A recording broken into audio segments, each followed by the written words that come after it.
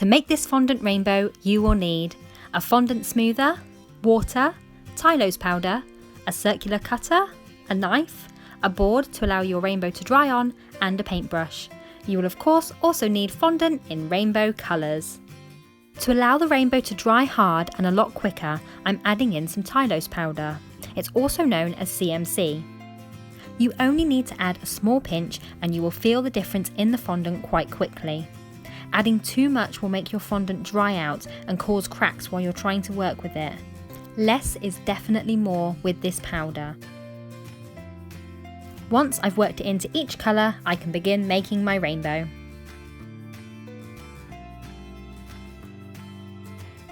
We're going to use the circular cutter as a guide for our curve. Therefore, we need to start from the inside out. I'm going to move all the other colours out of the way and begin, of course, with purple.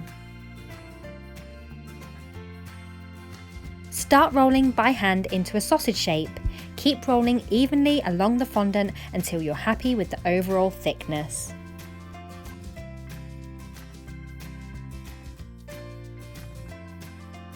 To smooth out any tiny bumps, use your fondant smoother to gently press and roll backwards and forwards. The more pressure you put onto the smoother, the thinner it will get.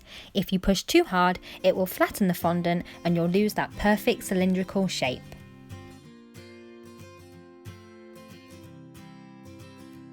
Place the first colour around your cutter, making sure that it's laying right up against it.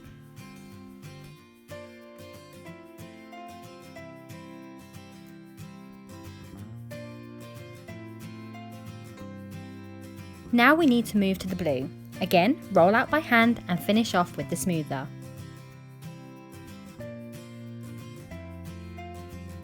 To attach it to the purple, pop a very small amount of water onto the paintbrush and carefully wet the fondant where the two will meet.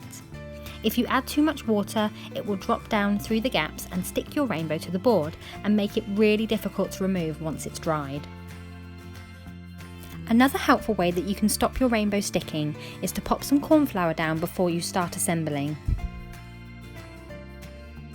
Carry on with each colour, making sure when you add each layer they are completely touching all the way around.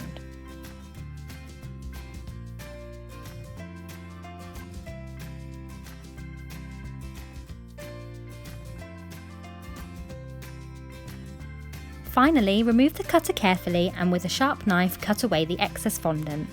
Here is our beautiful rainbow. Ideally, allow it to dry overnight before moving or adding to your cake to prevent breakages. As I had to make 2 rainbows, I thought I'd put the second one on at super speed. If you're enjoying my video so far, please do give it a thumbs up and consider subscribing to my channel.